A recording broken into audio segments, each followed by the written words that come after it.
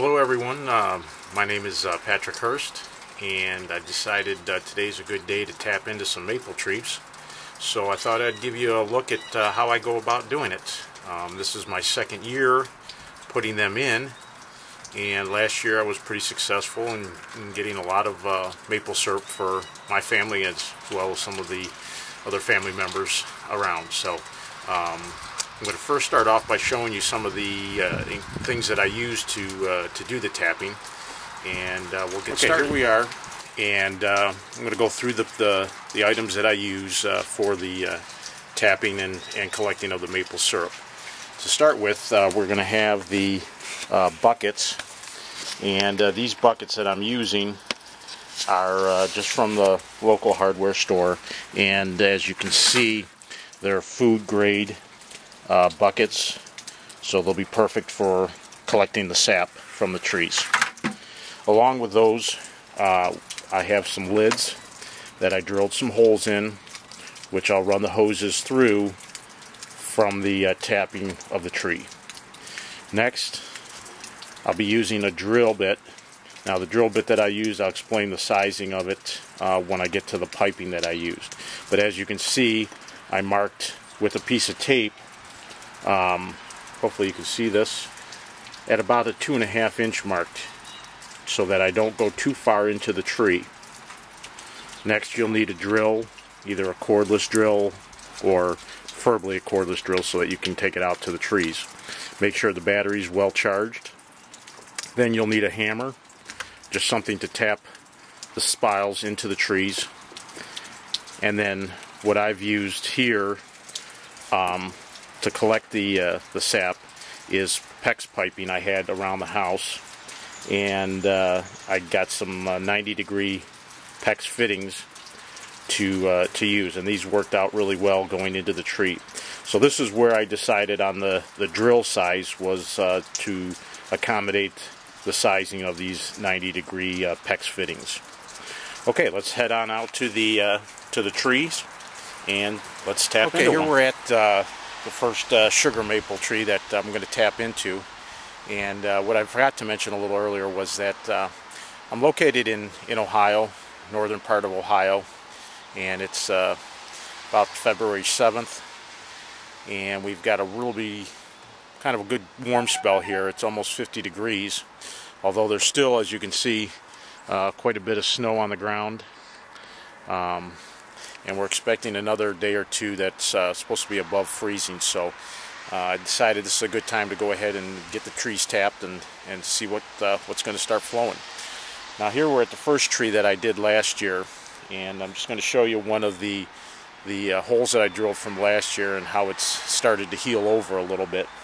So we'll zoom in a little bit here and see if we can get a better view of that hole. As you can see there, it's already started to close up and nothing's dripping out of it. So the tree will heal over very, very well from last year's tapping, and we're going to try to keep the new holes about 6 inches away from those current holes, so as to not have them too close to one another. All right, let me get the tools together, and we'll begin the first tap. Okay, so here we're at the first tree, and let me also mention that the best time to really prepare for this is in the summertime of the previous season, so that you can look at the trees and first of all determine what kind of maple tree you have. Sugar maples are the best. They have the highest concentration of sugar in the sap, so it requires less boiling down than some of the other types of maples that are out there. Now you want to also look at the health of the tree. During the summertime, is the tree full of good leaves? Is it vibrant? Or do you notice a lot of dead branches at the top? Things like that. So you want to try to stick to healthier trees in your tapping. So this tree here it's an older tree. It's very big at the base. So this would accommodate at least 2 taps, if not more. We're just going to put 2 taps in it. I do have several other maple trees on the property here that I'm going to also tap, which will provide more than sufficient amount of sap for me. Now what you want to do is somewhere in the 3 to 4 foot range is where you really like to put the tap, and you want to drill at a little bit of an upward angle so that when you put your spile in there, that the sap will flow down and into your buckets. So what we've done is we found a spot. I'm going to go right about here. You like to also find where you have a tree arm coming down, because that's where a good flow is going to be going into from the root system up through the branches of the tree. So this looks like a good spot, and that's where I'm going to go ahead and put the first one in. Once again, you want to go at a little bit of an upward angle, and we're going to go in as far as the tape that I have marked on there.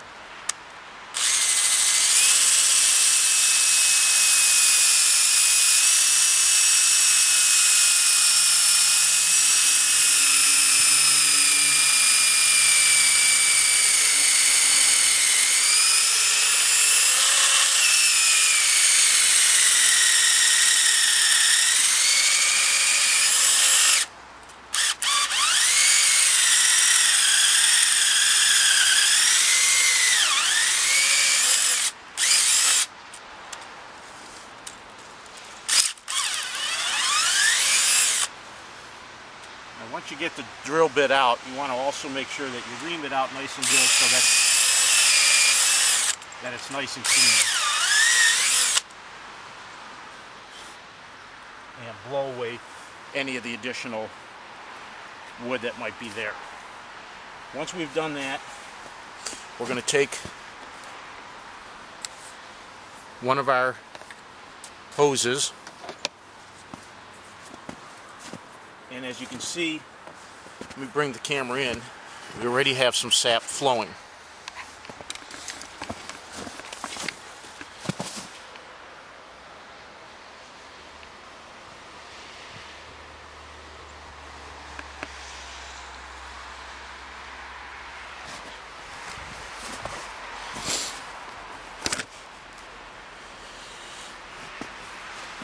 Okay, so here's my bucket. I'm going to put that down. My lid, which I have the 2 holes drilled into it, and we're going to put 2 taps into this one. I'm just going to lay it on there gently for now and stick one of the hoses down inside there. Now with these I can twist the PEX fitting to go where I need it to go.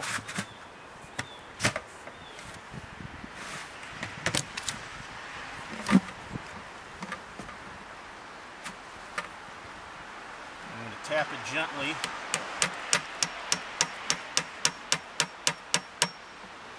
And once it's in there, it'll stay.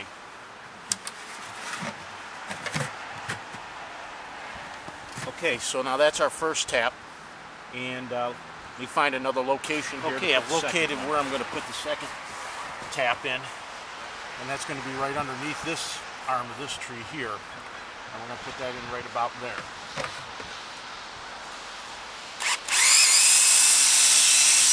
As you can see, I'm doing it at a little bit of an upwards angle.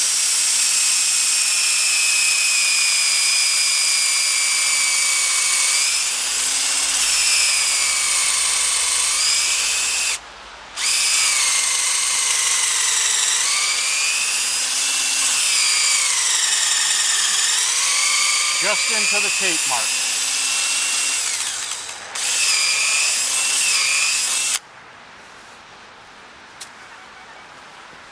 Okay. And here again, the sap is starting to flow.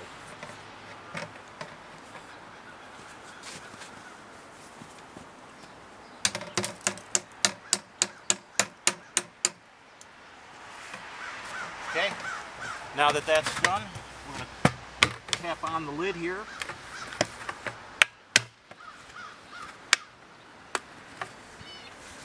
And we'll wait for some sap to come. Okay folks, completed tapping the rest of the maple trees in the yard, and now we just got to wait for them to fill up with some sap. Just a little bit to cover before you get started too is the one other thing I didn't show you was before I used all this the buckets and the tap lines and that was I cleaned it all in water with just a few drops of bleach solution.